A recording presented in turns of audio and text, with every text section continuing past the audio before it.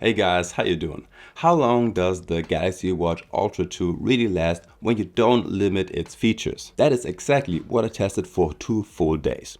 The always on display was enabled at all times, the brightness was set to maximum, all useful health tracking features were running continuously, and I recorded 1 hour of GPS tracking on both days. I also wore the watch for sleep tracking during both nights.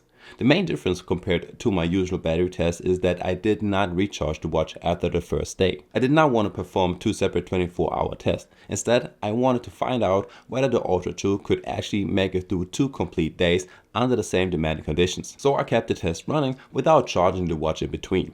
After exactly 24 hours, it still had 9% left. Afterward, I also measured how long a full charge from 0 to 100% really takes. Normally, after testing a watch at maximum brightness with AOD enabled, I perform a second, more efficient test without the AOD and with automatic brightness. I deliberately skipped that test with the Ultra 2. Adding another day with completely different settings would only have created a mixed result. Instead, I want to measure the battery life with nearly every feature being used and with the same settings throughout the entire test.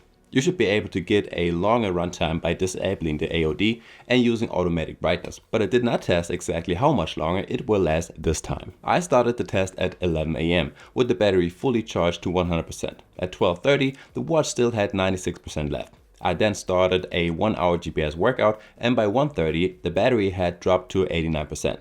The first hour of GPS tracking therefore used 7 percentage points. By 11:30 PM, the battery level had fallen to 73%. I then wore the watch overnight for sleep tracking. When I ended the sleep tracking session at 6:40 AM, it still had 66% remaining. So the first night, including just over 7 hours of sleep tracking, also used 7 percentage points.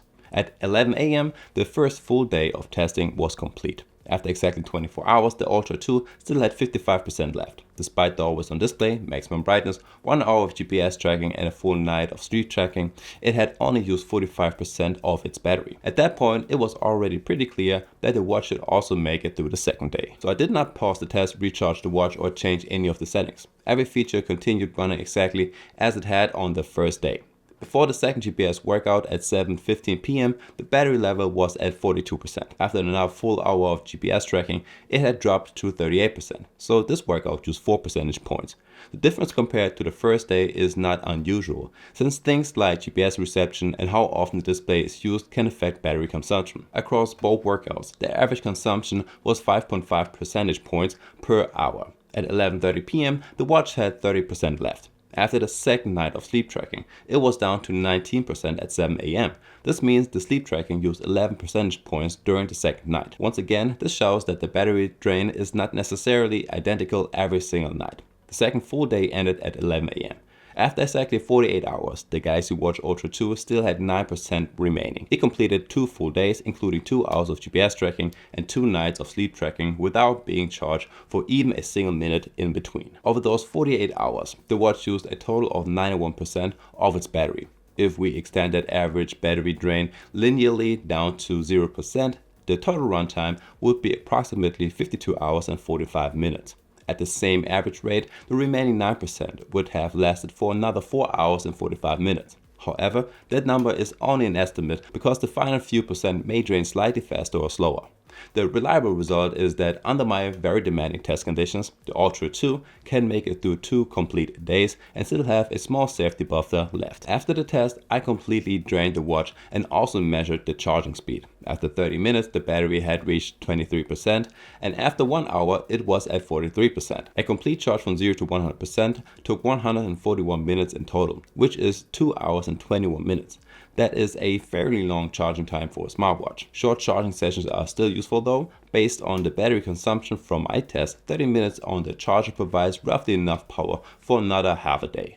After 1 hour, you should almost have enough battery for a complete day under similar conditions. But if you want to charge the battery all the way to 100%, you need to allow considerably more than 2 hours. Now there's just one thing I still want to add to that, and that is that on the watch while charging it said 1 hour and 20 minutes for a full charge from 0 to 100%.